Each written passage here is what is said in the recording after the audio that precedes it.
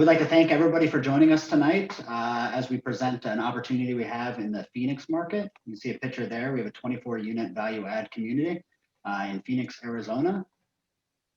Our goal for the webinar tonight is to try to keep it to an hour. We have people from the East Coast and the West Coast, various time zones. So we want to try to limit to an hour. So we'll do about 45 minutes to 50 minutes on the presentation, and then we'll open it up for Q&A at the end. You'll notice on your Zoom meeting, there's a Q&A box there. So if you think of a question as we're going through slides, feel free to just type those in. One of us will field those as we go. And then if we still have more questions towards the end, that's when we'll answer them. All right, next slide. All right, so this is kind of our legal housekeeping here. So just touches on the offering that we're having here. So, so we're compliant. This is what we have tonight is just an overview of our presentation on the Cactus Road Apartments. It's not a solicitation for an offering. So we'll give you guys an opportunity to read through that. A lot of what we have is a business of plans and projections. And if you're interested in investing in the deal, there'll be follow-on documentation, the private placement memorandum and that type of thing. So just a little legal housekeeping. On top of that, we'll also provide everybody a recording of this webinar and also all the slides, so you'll be able to reference them. So if we move through some of the slides kind of quickly and you want to look at it in more detail, you'll have those available to you.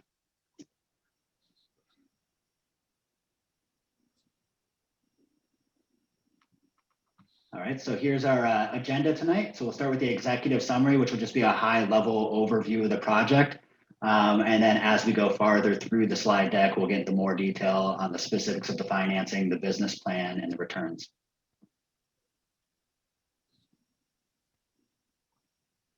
So what we're purchasing is a 24-unit apartment complex off Cactus Road in Phoenix. It's actually a series of 6 floorplexes that make up the 24 units. They're all 2-bedroom, 2-bathroom units. And our overall plan is to add value to the property by bringing the rents up to market. Currently, the rents are about $250 per unit below what the market rent is. We're going to do this through completing interior and exterior renovations, and then also the addition of in-unit washer and dryers and a utility bill back program. And we'll get into more specifics as we go through the night. So we're purchasing the property for $2.5 million. We have an estimated rehab of approximately $500,000, which leaves us with a total equity raise of $1.35 million. We have it structured as a 80-20 split, but we do have an 8% preferred return. So all proceeds from the first 8% of cash flow go to the limited partners, the passive investors in the deal. And we'll get into more detail on how the structure works towards the end of the webinar to kind of flesh out the details there. Our projected hold time is 5 years.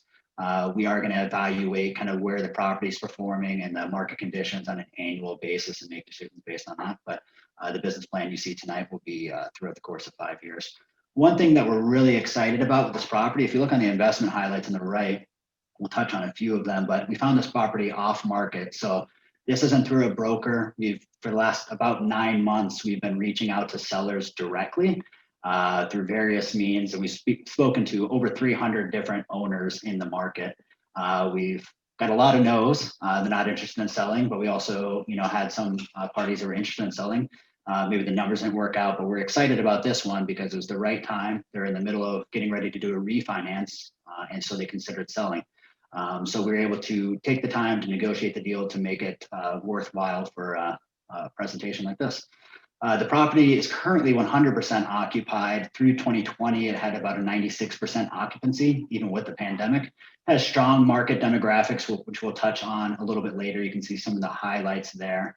And we're getting a loan that's about 72% of the loan to value with a 12-year term. And like I said, this is just an overview. You guys will be able to refer back to this later. But we'll dig into the details in a bit.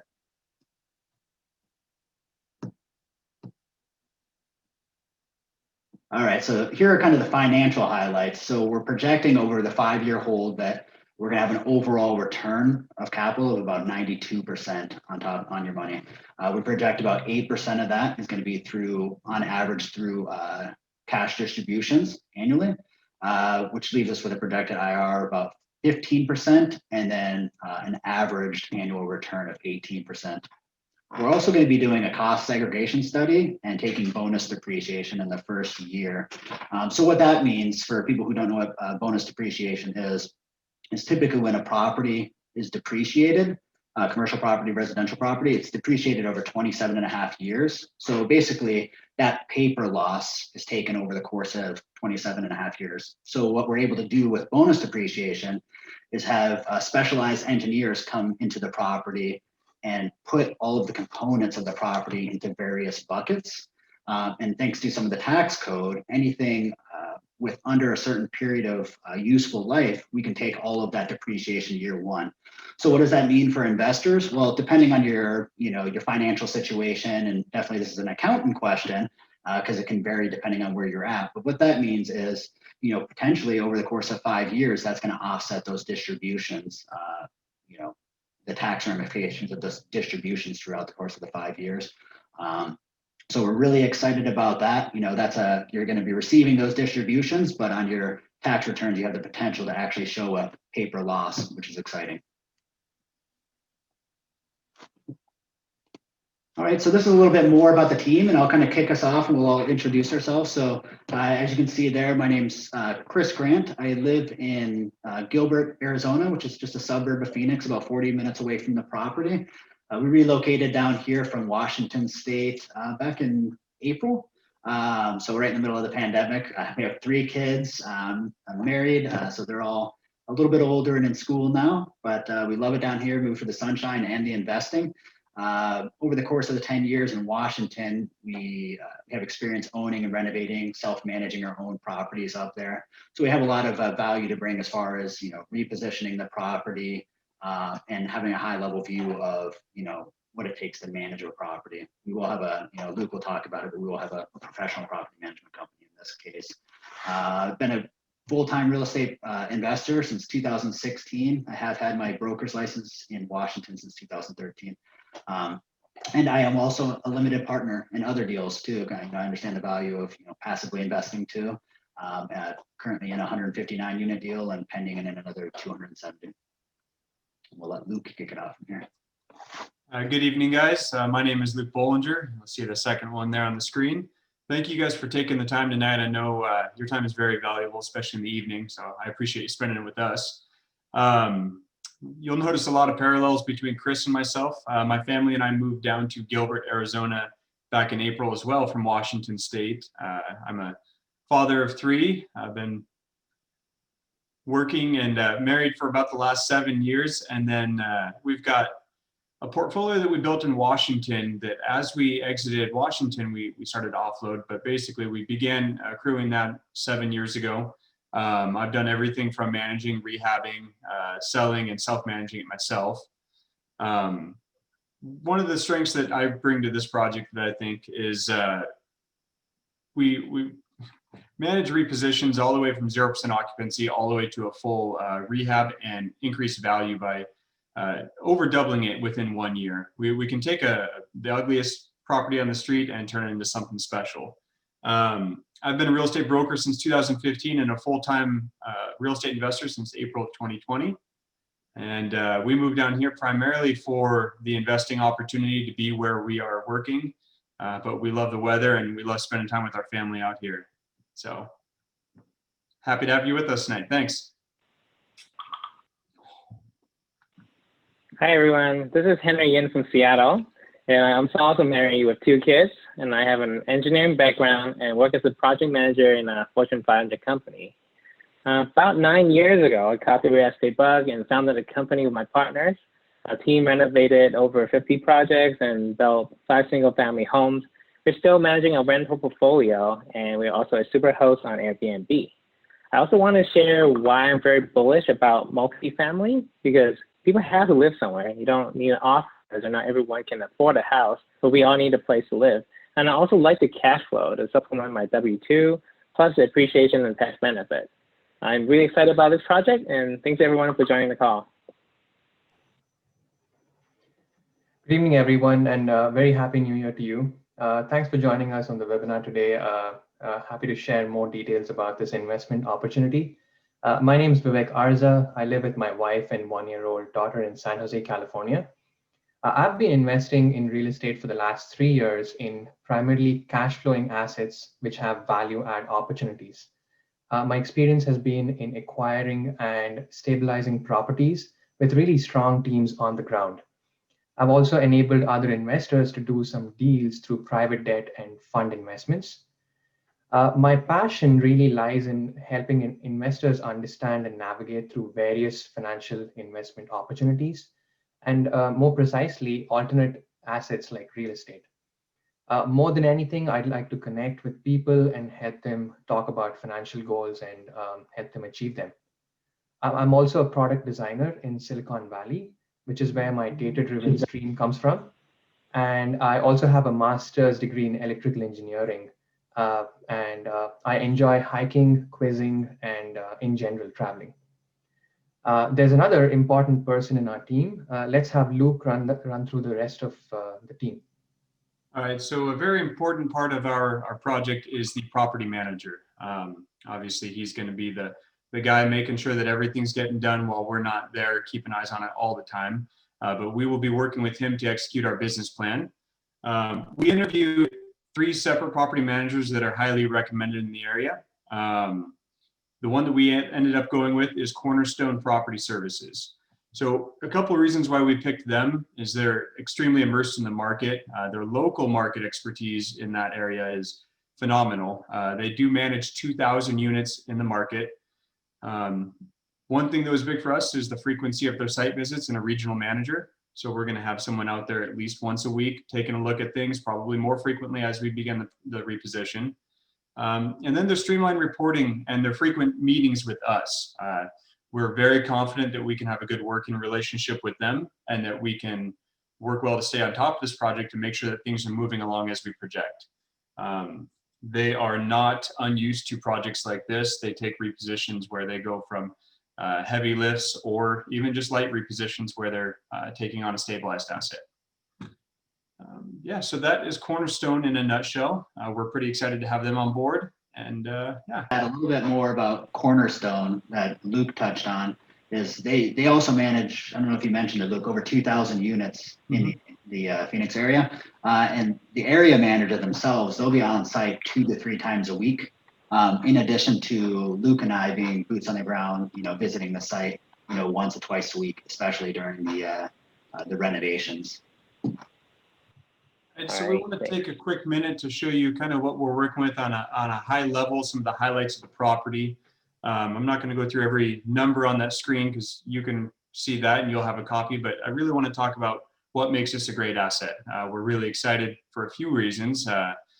One thing, and first notably, Chris already mentioned it, is that it's the desirable unit mix. So we've got 2 bedroom, 2 baths throughout the entire asset. And each unit has a private balcony, patio, or yard. It was built in 1979, so that helps us avoid all the asbestos, lead paints, cast iron pipes that often lead to large unplanned expenditures. Each unit has a dedicated HVAC system, meaning that we don't have a chiller boiler system, often requiring expensive upkeep or replacement.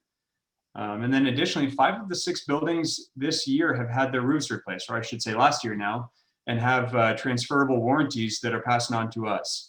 So those are major items that we don't have to worry about. We're going into an asset that has all the big things taken care of. In our inspections, we take a look at all the sewer lines, so we don't have any clay or cast pipes there. I'm sorry, clay pipes. They were confirmed as all plastic. So we're in really good shape as far as the major components and the things that can really bite us in the butt at the end.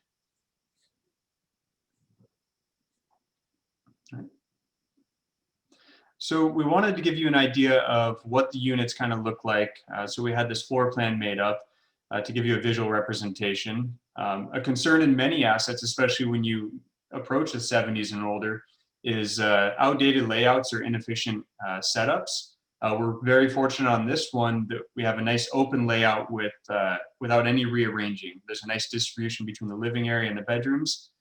So we have a really desirable floor plan and layout there. So that's a huge benefit for us. All right, and then Henry's going to lead us into some market analysis to give you guys an idea of what area we're working in specifically in Phoenix.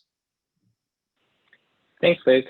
I'll be sharing about market analysis and why we're excited to buy this apartment in Phoenix, Arizona. I'll talk about the story of Phoenix, its diverse industries, and why we think Phoenix is pandemic resilient. Later, Vivek will zoom in and talk about the submarket, the neighborhood, and the amenities. Phoenix is known as the Valley of the Sun and is the 5th most populated city in the US. It is the only state capital with more than 1 million residents. It has a well-rounded culture with art centers, museums, 4 major sport teams, and has one of the largest public and private universities in the nation. It is no surprise that 16 million visitors come to Phoenix each year. Phoenix is a strong performing metro because it has economic diversification, tight supply of single-family homes, and is more affordable than most markets. And this chart on the right shows asking rent have well surpassed the pre-pandemic peak by more than 150 basis points and well above the national average. Phoenix has also earned many accolades. It is the best mega city in the country for rent growth, a title that Phoenix held for 2 years. Phoenix is also the fastest growing city in the US since 2010, according to the census. It is ranked the 3rd place for most popular moving destination in the US and won 4th place for best city for young professionals, according to Forbes magazines. It was also among the top 20 for best places to live, best places to retire, and the best economies, and Arizona was named one of the most tax-friendly states. And in the past, Phoenix economy was too reliant on housing and cheap labor, but Phoenix has diversified and now is a technology and financial hub. Let me give a few examples. In August, Amazon announced that it would open 11 last mile and fulfillment sites within the metro and 95,000 square foot office in Tempe. And in May, Zoom revealed plans to open 2 research and development centers, including one in Phoenix. And TSMC also made headlines to bring more than 1,900 jobs with $12 billion semiconductor factory. The new regional office will be located in North Phoenix, about 15 minutes from the apartments. You might wonder how Phoenix won these companies over. Arizona State University is one of the largest public universities in the nation, and companies come to Phoenix to have access to the deep talent pool. Other companies also made announcements over the past 2 years to expand in Phoenix, and they're shown here. DoorDash and Opendoor are 2 tech unicorns with valuation over $1 billion, and Microsoft, Google, and Apple build data centers in Phoenix. With a diverse employment weighted in healthcare, education, professional service, finance, and technology, this metro is insulated from market volatility, and this is the reason why Phoenix did exceptionally well in the pandemic. Well, Phoenix is not immune to the recession, but it has one of the fastest recovery in the nation. By September, the market recovered half of the job losses. On the chart to the upper right, the current unemployment rate is 150 basis points below the US average. Oxford Economics forecasts the job recovery will continue, and Phoenix will gain all jobs back by 2022. And on the chart to the left, Arizona has the 2nd fastest population growth in the nation. People are moving out from expensive coastal cities and relocate to Arizona for more affordable cost of living. And that has contributed to the strong rent growth, and we can see that on the chart to the lower right. Arizona is also a landlord-friendly state. There is no rent control, no limit on the late fees, and owners are allowed to file an eviction after a 5 to 10 days notice, which is way shorter than many states on the West Coast. During the pandemic, landlords in Arizona are still allowed to file evictions while most states have eviction ban. Even after the CDC eviction moratorium started in September, evictions are still possible if residents don't follow the rules. But eviction is the last resort because assistance programs are available. Arizona is providing rental assistance for people who cannot pay rent on top of the federal stimulus checks and state unemployment benefits. And those benefits go a long way since rent is more affordable in Phoenix. Now I would like to turn over to Vivek to talk about the submarket, the neighborhood, and the amenities. Thanks, Henry, for giving us an overview of the Phoenix market. We've all heard in real estate, it's all about location, location, location. You can change anything in a property. You can put new roofs, you can reposition it, but location is very important. Now that we know about the Phoenix market, let's look at a deeper dive into the neighborhood from a zip code level. On your screen, you see 4 bubbles. Look to your leftmost bubble. That's the green circle, which represents the purchase price of this property on a unit basis. This is simply $2.5 million, which is the purchase price, divided by 24 units. Since this is an off-market property and there was not a ton of competition, we did get a discount on the purchase price. How do we know this? Look at the blue circle right next to it. This is the price that the median household value is in the zip code that we are trying to purchase this asset. Homes are selling for more than 3 times the figure that we're paying for our purchase price. Another close metric that we look for is median household income. You may ask why that is important. Because it tells you how much rents a neighborhood can afford based on the people living there. We generally look for people in the area to be earning anywhere between 2.5 to 3 times the rent on an annual basis. Let's see where we stand. The orange circle is our target rents after increase. That's after we renovate the property and push rents higher. Look at the red circle. That's more than 4 times that number. Remember, I told you 3 times we're comfortably over that. To validate this, Luke, one of our partners, he did a test ad run for this property. And of the people who applied, everyone had much higher income than they needed to afford the upside in rents. In fact, we got a query from someone making 6 times the rent required from a rent basis. Remember, we only look for 3 times. Next slide, Henry.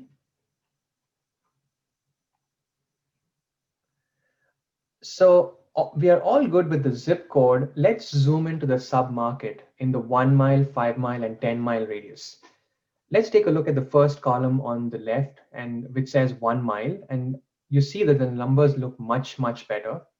The median household income is about $70,000 within a 1 mile radius, which is even higher than the $57,000 for the zip code. The 1 mile doing greater than the zip code tells that this is a better area within the zip code, which itself is a much better area to invest. All of this builds a story that we are going for the higher class tenants with higher education, better income, and lesser crime. These are exactly the places of these are exactly the kind of areas we want to be in. Why? Because there are fewer collection issues and the tenants treat the property really well. This is even more important during these times when we're going through an economic downturn and a pandemic, and Phoenix being resilient, we will have fewer issues in that line. Let's also look at some of the employers within the submarket. All of them are significantly exposed to the healthcare and financial sectors, which have been doing really well during the pandemic. They are the kind of employers who've been showing much more resilience compared to other sectors. Next slide, Henry. All right, neighborhood's good, the zip code is good, the 1 mile radius is good. Let's see how the property is located with respect to accessibility to various points within the Phoenix city. We see that it's short driving distance to most downtown areas, sports centers, and the Phoenix airport. It is also close to a suburb called Scottsdale, which has high-end shoppings and restaurants, in addition to numerous golf courses. Scottsdale also has some of the highest rents and property prices within the Phoenix metro, and that plays to our advantage because many of the renters who work in Scottsdale but do not want to pay sky-high rents look to the North Phoenix market as a very, very viable option. That way, their dollar can stretch a lot longer.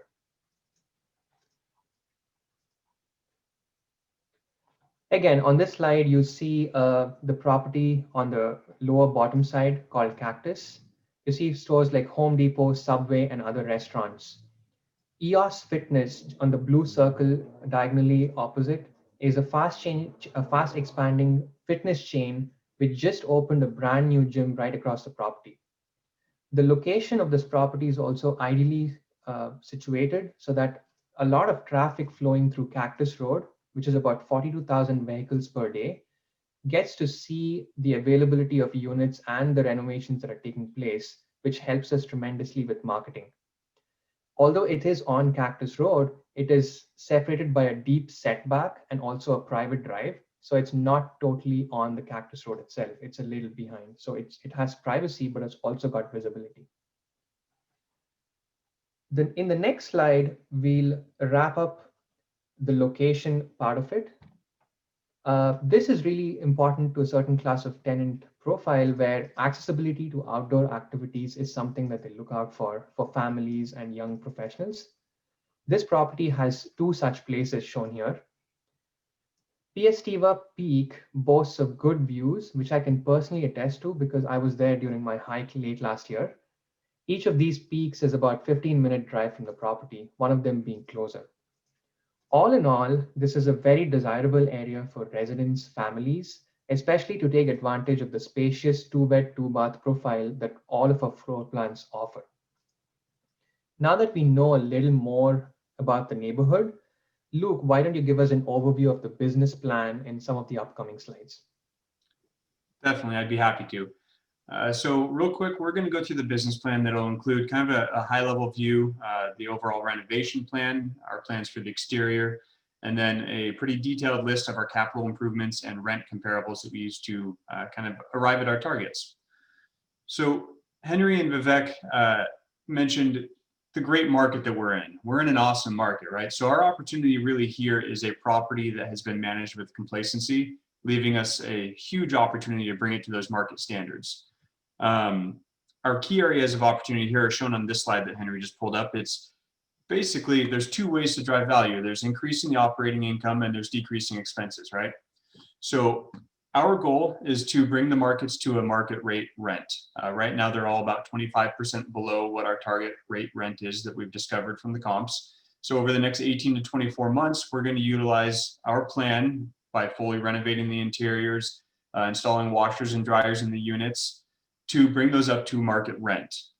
Currently, you'll see at the bottom there, as a source of income, laundry facilities on site are only bringing in $5.50 per unit per month.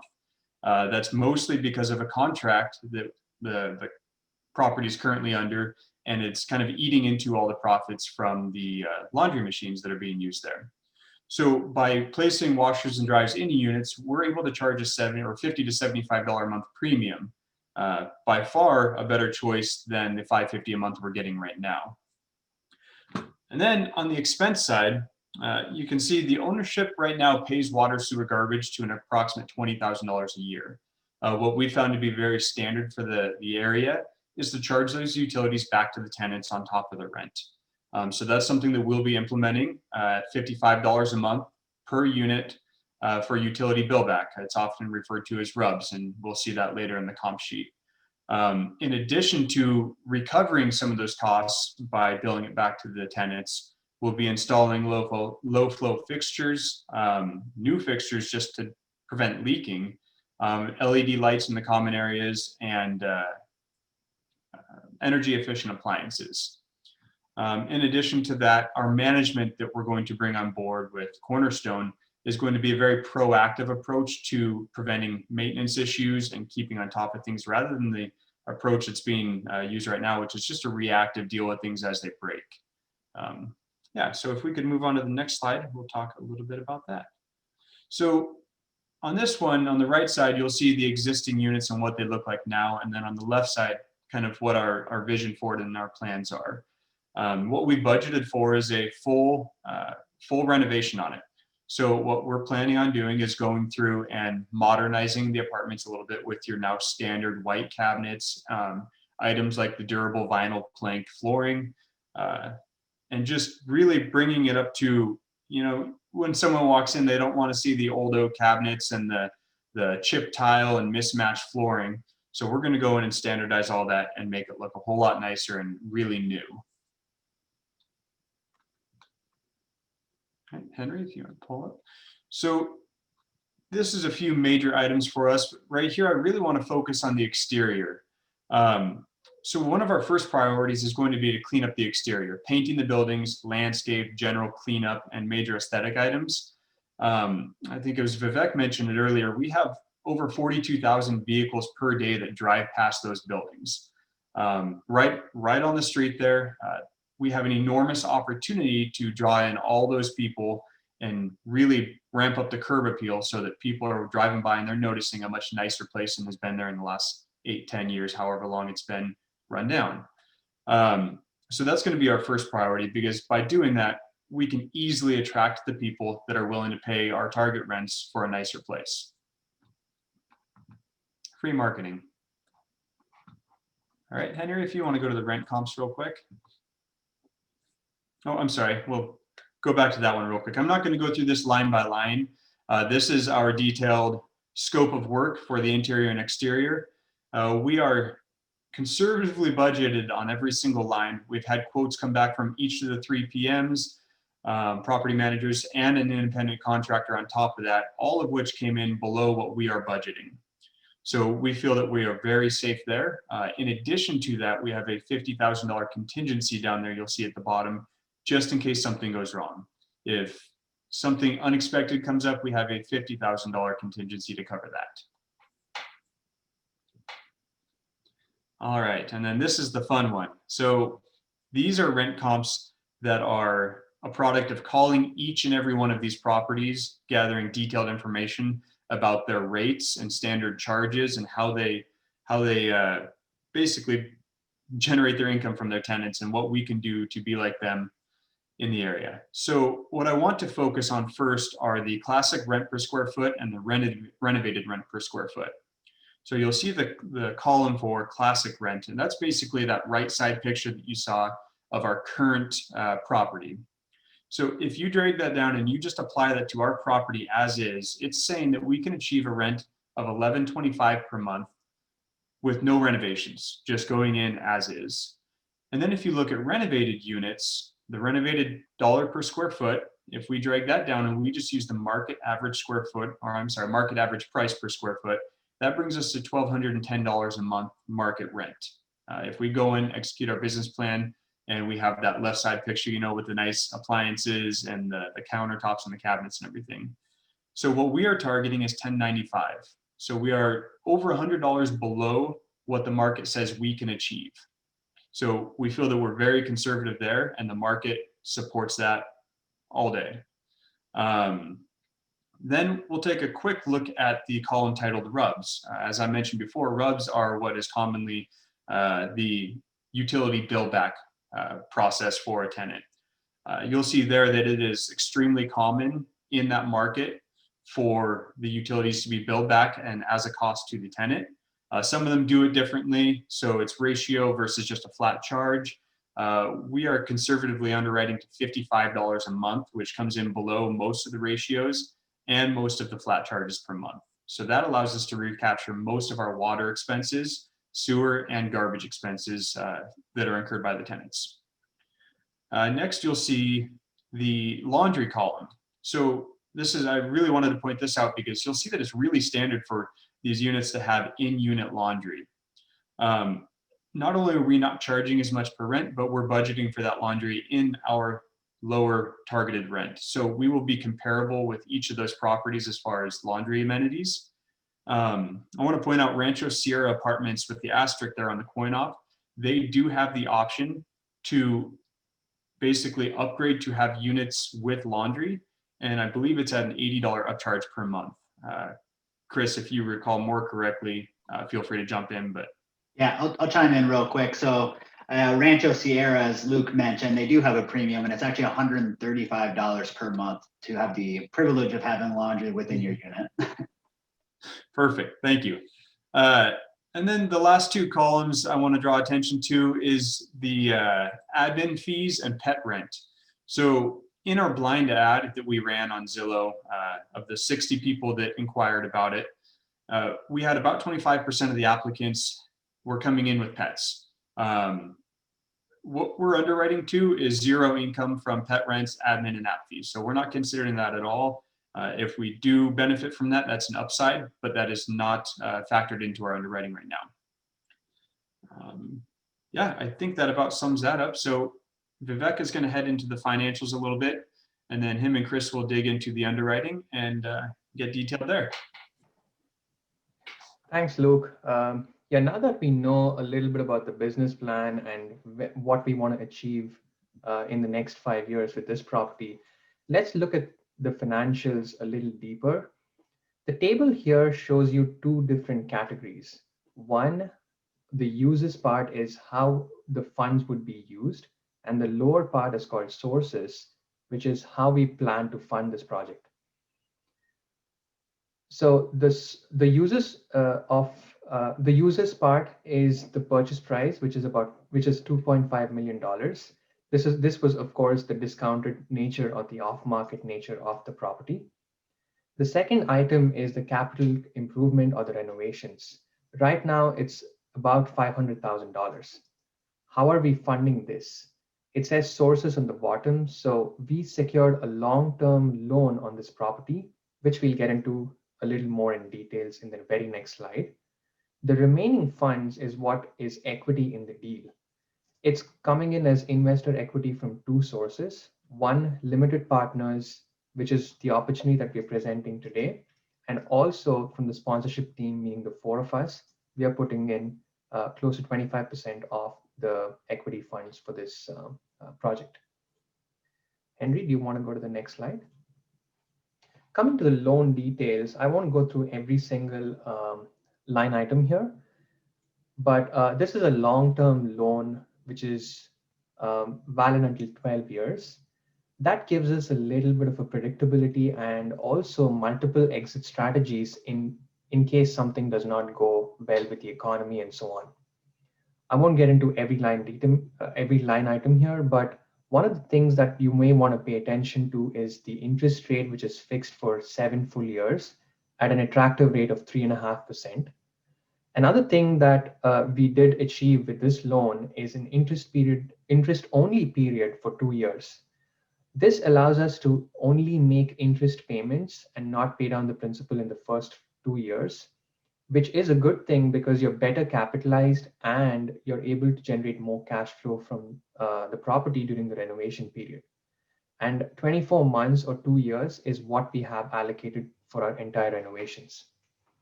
The deal cash flows from day one, and the interest-only period does help boost that. Henry, if you want to go to the very next slide about exit strategies. On this deal, we have 3 different exit strategies which are possible. Yes, we have a planned option, but I think to be prudent in a market like this, we need backup options just in case something does not go to plan, which is beyond your control. In any long-term investment, we want to have multiple exit strategies, especially in real estate.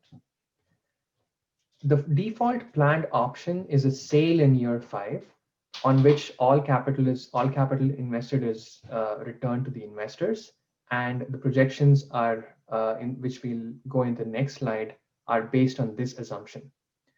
Backup option number 1 is in case we hit our numbers faster than expected or quicker than expected. In this case, we will plan to do a refinance in year 3 and return a projected 60% of investor capital back. But the investors will still continue to enjoy cash flow as long as we hold the property before sale. Backup option number 2 is if the market is not ideal for a sale in year 5 for whatever reason which is beyond our control. In that case, we still have an option of comfortably holding until the length of the term of the loan and not have to force sell the property at a discount. As for a strategy like Chris mentioned earlier, we plan to constantly evaluate the business plan and observe the market conditions very closely on an annual basis. And this would help us make better decisions into maximizing investor returns. Chris is going to quickly now go over some of the projected returns. I think one of the most interesting slides, and how they look like for the planned option that I was discussing. Go ahead, Chris. Awesome. Thanks, Vivek. And so this is probably the most exciting and most anticipated slide of the night that everyone's been waiting for. This is kind of the return structure based on everything we've been talking about in the business plan. So what you see here is a 5-year model based on what we've been discussing and what our target rents are and how we plan to improve the property. So as you can see, the first year we're at about a 5.89% cash on cash return. So this is based on a $100,000 investment. The minimum investment on this deal is $50,000, so you can just apply this percentage to that investment as well. But just for model's sake, it's a 5.89% projected cash flow year 1, and then year 2 it goes up to 8.51, and you can see it slowly starts to ramp up as we implement our business plan and we come up to market rents.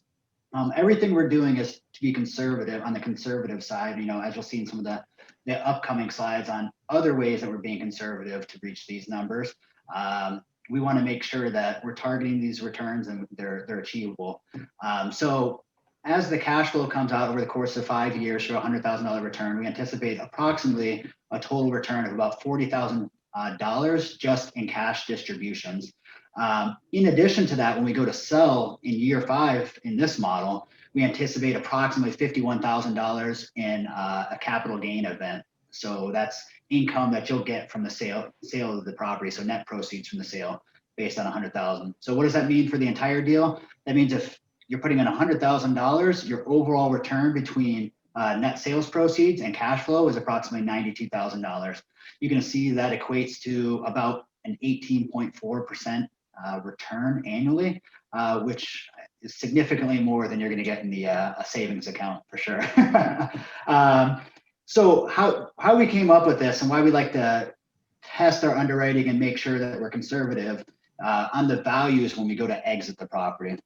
So those of you who aren't familiar with how commercial real estate works is an appraiser is going to look at the net operating income of the property. So they're going to look at how much is the property producing after all expenses are paid, not including debt service. So principal and interest don't count in that calculation. And then they're going to apply what's called a cap rate to come up with a value, right? So in this submarket, the current cap rate is actually 5% to 5.2%, or 5.3, I'm sorry, percent. So what that means, they'll take the net operating income, what's the property been doing for the last 3 months, and they'll average it out and say, okay, based on that, we're going to apply this percentage to it and come up with a value. So why is that important to us? So what we want to do is we want to increase net operating income through our business plan, and we want to apply what our projected cap rate is going to be when we go to sell 5 years from now. So in order to be conservative, what we've anticipated is if the market's at 5.2 right now, we're going to apply a 5.7% cap rate. So remember, the higher you go in the cap rate is actually worse. Okay, so when you apply a 5.7% cap rate, you're saying, okay, market conditions are worse than they are today. So do we anticipate that being the case? We don't know what 5 years is going to look like. There's indications that the cap rate can continue to compress, and you can see if we were to sell at a 5.1 or 5% cap rate, how that affects the overall returns on your capital. So you can see the little table we put together there, but yeah, I just wanted to point out that we are expanding the cap rate to be conservative with our underwriting. All right, next slide, Hunter. All right, so as you can see here, there's a lot of numbers here. There's a lot going on, and we're not going to go through each individual item, but we wanted to show you guys that we're taking it very seriously with the underwriting, and we're going through each individual item and being very specific on our income and our expenses and our business plan and how we're implementing it. Henry, if you want to hit the next slide, we'll touch on some of the highlights of this underwriting. And remember, we're trying to keep this to about 15 minutes, so that's why we want to make sure these slides are available to you guys after the presentation. So if you're a numbers person, you can dig into each one of these and ask us the appropriate questions. But some of the highlights we want to touch on is, as Luke mentioned, our target rents that we're shooting for once the property is stabilized and renovated is about $1,095. You've seen from the rent comp table, that's very conservative compared to what properties are renting for today in the market. In addition to what Luke mentioned, we met 3 property managers at the property. We walked it with them. They did a market analysis on their own, and they actually indicated that they believe we can get $1,200 to $1,250 for these renovated units. But again, to be conservative, we went with the $1,095 target rent. If we hit above that, that's great. That's just better returns. So on the top orange square, you can see there, this is what we project for rent growth year over year. So as Henry and Vivek mentioned, Phoenix is a hot market, right? Rent is growing at a rapid pace, which increases net operating income, which increases the value of the property. What we're projecting year one, 2021, we're saying, okay, we don't anticipate any rent growth year one. Again, to be conservative, 2020, even with the pandemic, there was 3.8% rent growth in this submarket alone. Prior to that, this submarket saw a 6% rent growth in 2019 and 7.2% in 2018. So they've had a strong historical track record, even with the pandemic, exceeding the numbers we have in here. And you can see our rent growth goes up to 2% and 3%, which is very conservative. The next bubble down there is what we call loss to lease. So that's how much of that delta between what the property's currently renting for, about $845 per unit is the average in-place rent, and then what percentage are we burning off to get to that $1,095 number, right? So our target for year one is $898. So we're trying to achieve $890 for in-place rent on average in year one. So that's a pretty small step from 845. So we feel like that's conservative, and then you can kind of see how that burns off over the year, and we become stable in year three. Then if you move your eyes down to the expense line item, so we're highlighting kind of the overall expenses. The property's been running at about $86,000 for the last 12 months in expenses. We went ahead and moved that up to $96,000 in expenses, just to make sure we have the cushion within our budget to, again, hit the returns that we have laid out here. In addition to that, we have an overall CapEx budget. So most of the items that would fall into the largest category, which is repairs and maintenance, which we have $21,000 budgeted for year one, is already accounted for within our CapEx budget. So those items are going to be capitalized versus maybe showing up as an expense. So again, conservative nature. This is probably one of my favorite boxes here, the fourth box down there. We have a super strong debt service coverage ratio. So what that means is, what is the ratio compared to the income, the net operating income? So how much income we're making after we pay all of our expenses. If we're at a 1.0 debt service coverage ratio, that means we're making just enough money just to pay the loan. We can't, pay anything else. So anything above that is a surplus.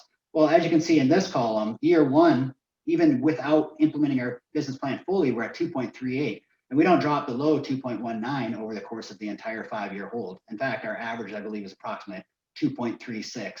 So that means we have more than enough cushion in there to make sure that we're covering our debt service and paying our loan.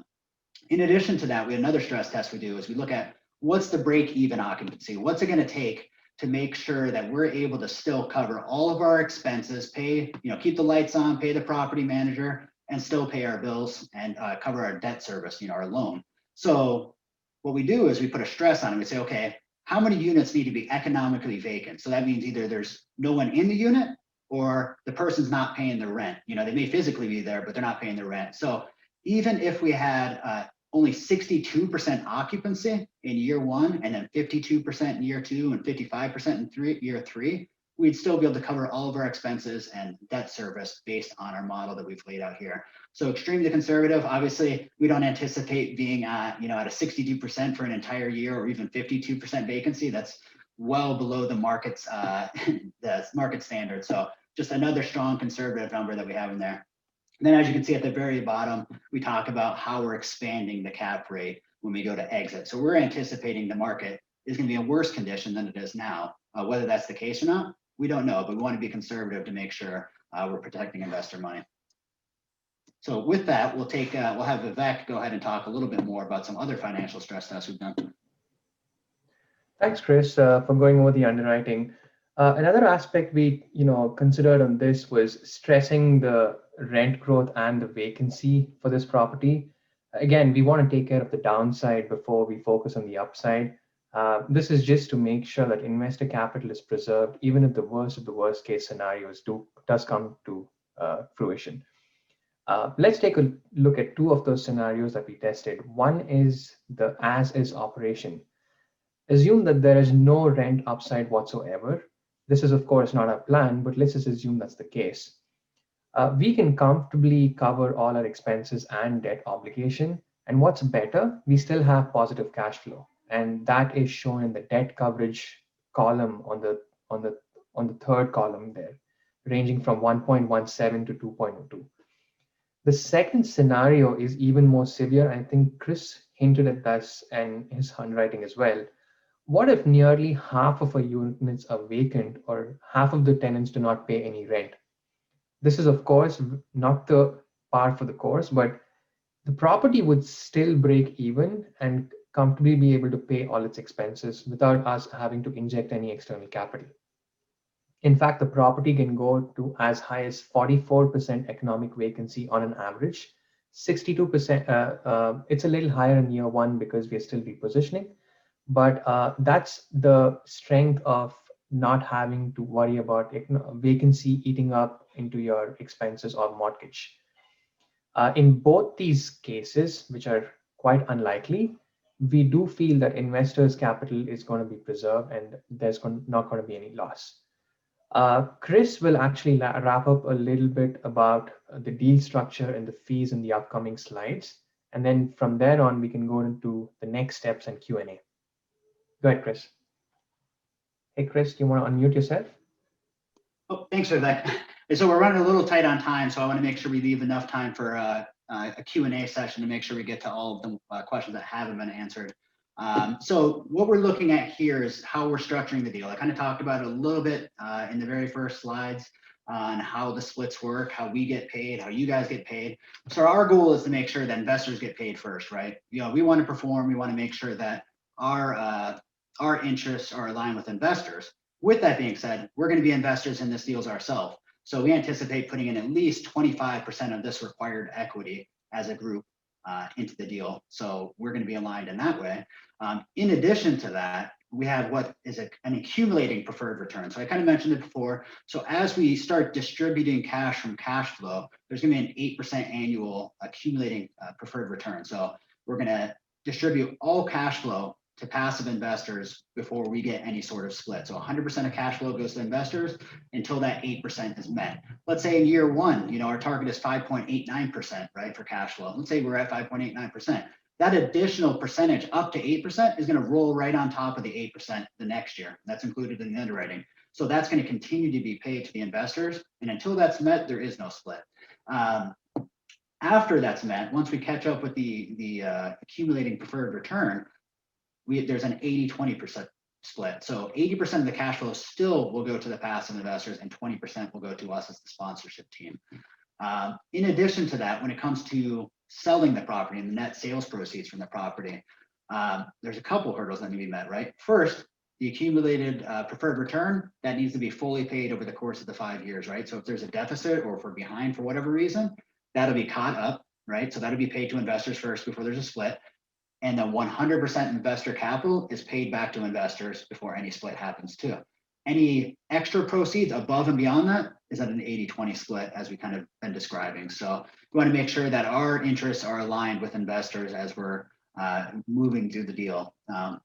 In addition to that, we do have an asset management fee. So Luke kind of talked about our business plan. We plan on being on site, you know, once to twice a week at least, plus weekly calls with the property manager. So we're going to be very hands-on with this property. So with that, there's going to be, we have a 3% asset management fee. It's kind of like a property management fee for kind of executing the business plan and making sure we get it done.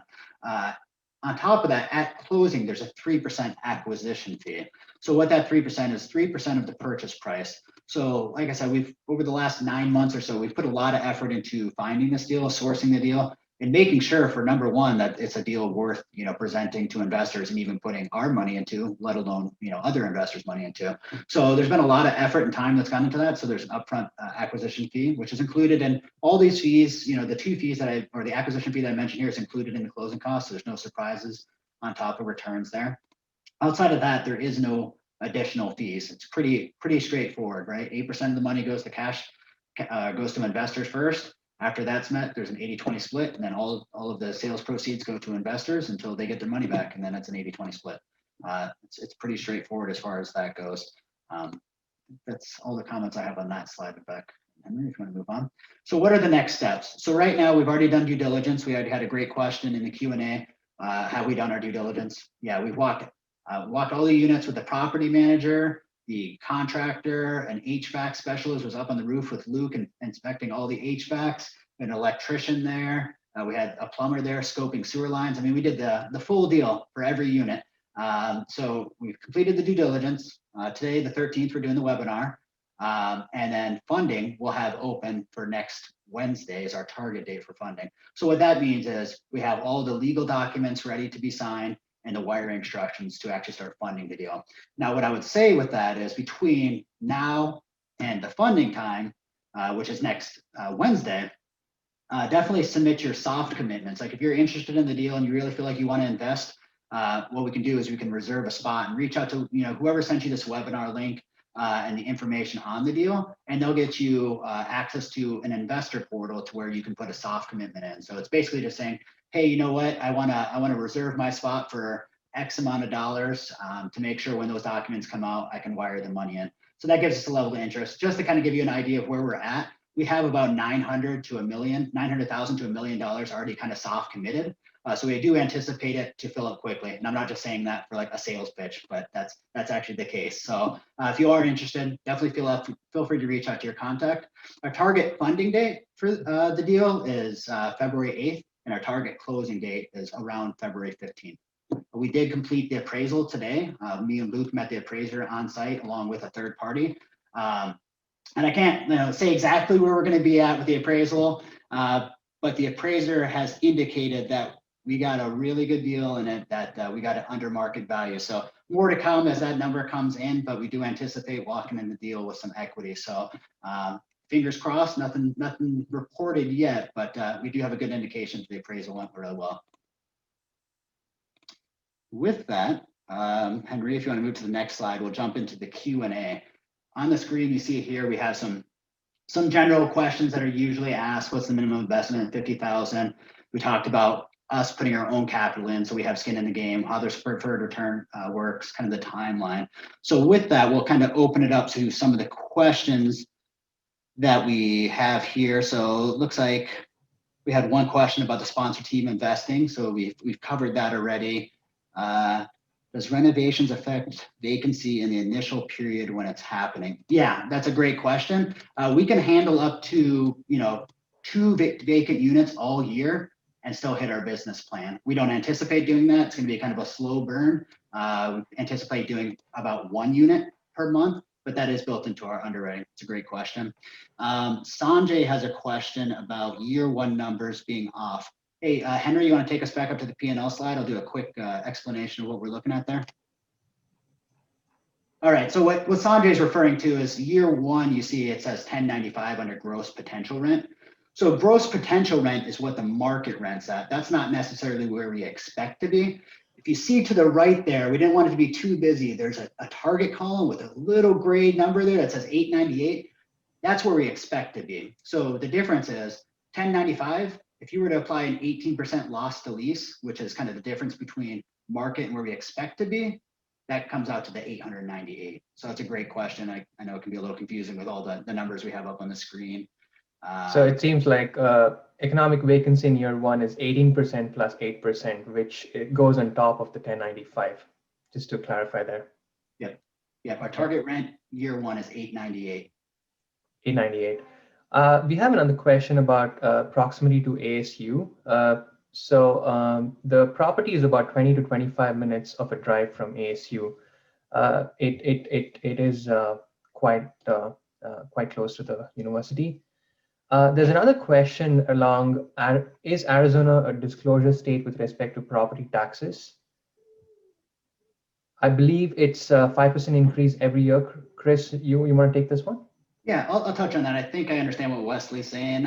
So as far as property tax increases, there are some states that upon sale of the property, they'll do a full reassessment, and you'll see a pretty significant increase in taxes, Texas being one of those states. Arizona has, or Maricopa County specifically, I should say, has a unique situation to where property tax increases are capped at 5% annually upon the sale of a property, or at all, right? So we do have the max 5% annually built into our underwriting. We don't anticipate that we're actually going to see an assessment above the 5% annually, but to be conservative, we just capped it out at 5% each year. I think the second part of Wesley's question is about insurance covering replacement costs. That is yes. Yeah, we're working with a couple insurance brokers right now to solidify our quotes, but we'll definitely make sure that the insurance is there to cover the property in the case of loss. Gotcha. There were questions around, are the units individually metered? I think you said electricity was metered per unit, but water was for the whole building, for each fourplex, I mean. Correct.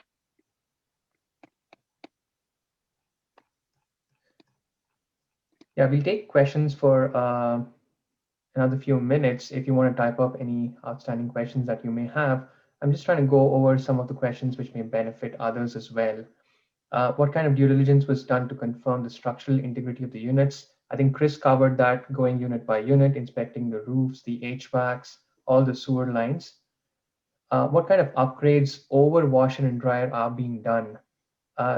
Yes, we do have modernizing interior finishes. There is, however, no plans for a technology package. There was a question about loan prepayment penalty. Yes, there's a step down. I think Chris answered that.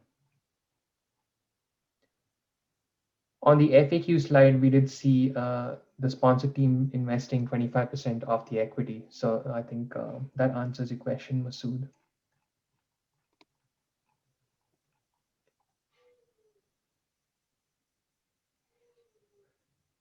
Here's a question for you guys. What are the risks you foresee? That's a great question, a very loaded question, and we could probably talk for a while on it. I think a lot of the risks you see are kind of what we talked about, throughout the slides, right? So how does a pandemic impact the property and the income? I think we saw from 2020, there's a pretty minimal impact. Does that mean that's going to be the case always? No, it doesn't. But what we do in our underwriting is to make sure that we assess that risk by being realistic with the numbers that we're putting in there, right? We could have said, hey, 2021, if 2020 got a 3.8% rent growth, even with a pandemic, we're going to do that in 2021. But we didn't do that because, we want to be prudent with our underwriting. Other things would be that really dramatically affect, what the returns could be is the cap rate that I discussed, right? If the cap rate goes up, that has a, Henry, if you want to move back to that slide, if you look at the overall returns in this table in the bottom left-hand corner at cap rate sensitivity. So AAR, I guess I should have described what that means. That's your annual average return, right? So that's your combined cash flow, net proceeds, and if you were divided over by the number of years we're holding, that's kind of your average return. So if you look at where the current market is, which is 5.2, if we sold and the cap rate was at 5.2, our average annual return, or AAR, would actually be 22%, almost 23% versus the 18.4 we're projecting. So cap rate expansion, which means cap rate going up, really has an effect in the returns if you look at that column. That's why, again, we're mitigating some of that risk by expanding the cap rate in our underwriting. And again, if the cap rate goes lower or cap rate stays the same, that's great for us, right? That just means more return for the investors. And a couple of points along Chris's point as well. One of the things that we are conservatively underwriting is the rent upside. We have gotten feedback from most of the property managers that these units upon renovation can rent for $1,200 to $1,250. We're only underwriting to $1,095. The other one is we feel that the deal is very well capitalized. I think Luke touched us upon the whole renovation budget. We have over and beyond what we require simply to be very well capitalized during our whole period so that there's no issues with paying off any of our bills or mortgages. There's another question that just came up. Why is the plan to sell in year 5? Why not plan to continue to hold and renovate and increase rents? Luke or Henry, you guys want to take a stab at this? So the plan to sell in year 5 is simply, that's our exit goal. That's what we've chosen to exit at and base our returns off of. To hold longer, should we choose to do so, is we're able to do that because of the loan product that we have on it. That may be what we end up doing depending on the market conditions at the time, as Chris mentioned earlier in the presentation.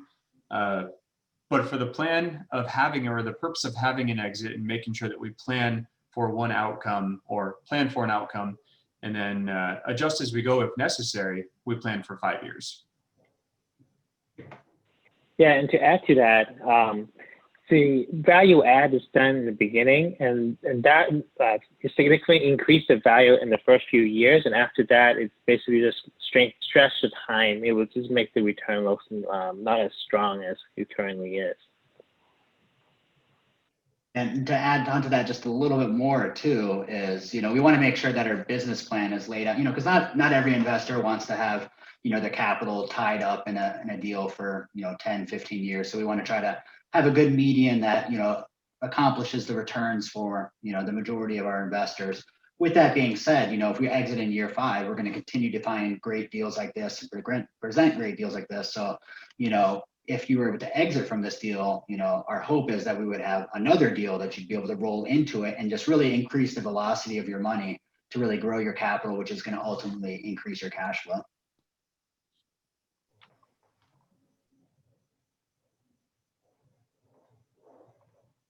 Thanks, guys. We'll just get 1 more minute for any last questions that might come up, and then we'll call it a day.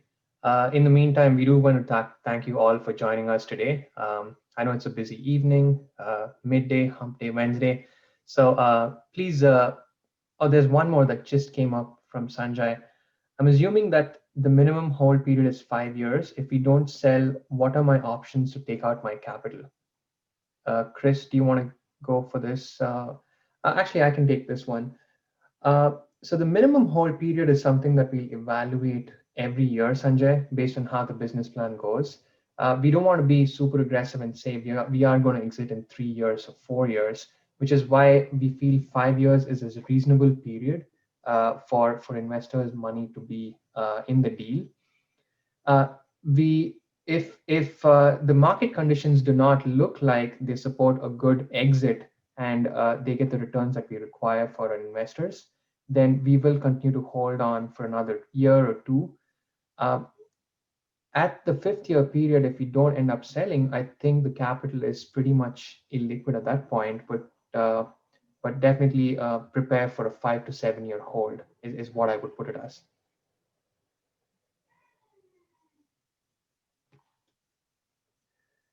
There's another question that just came in. Will you be planning to do a 1031 exchange while selling? That's a difficult question to answer at this point. We haven't spoken about that as of yet, but we do intend to weigh all the options and see what's the best opportunity right there. And just to touch on that a little bit, with the type of structure that we're putting together, a syndication, how we're structuring it here, it makes it very expensive and difficult to be able to exchange in and out of syndications unless there's a significant amount of capital that comes into the deal that makes it worthwhile. Just with the nature of a 1031 exchange and how they're structured, they are difficult to do within a 1031 exchange and still make it worthwhile. With that being said, how we mitigate some of that is the bonus depreciation, right? So if you sold the property this year and then you get like a large loss, paper loss year 1, right? Where you get something that says, oh, you got a paper loss that you can apply against your gain. That's what we kind of do to try to offset that versus a 1031 exchange in the situation. There's another question that just came up. What's the frequency of the payment schedules? Henry, if you want to maybe go back to the slide which has the FAQ about the distributions. So here on the right top side, you do see that the distributions are going to start conservatively in the 3rd quarter of 2021, and they'll be paid on a quarterly basis. That's the frequency of the payment schedule. All right, I don't think we have any more questions, guys. Again, thanks so much for joining us. And on behalf of Chris, Luke, and Henry, I'd like to really thank you for taking the time to listen to us and spending your valuable time. Chris, Luke, and Henry, any thoughts before we leave?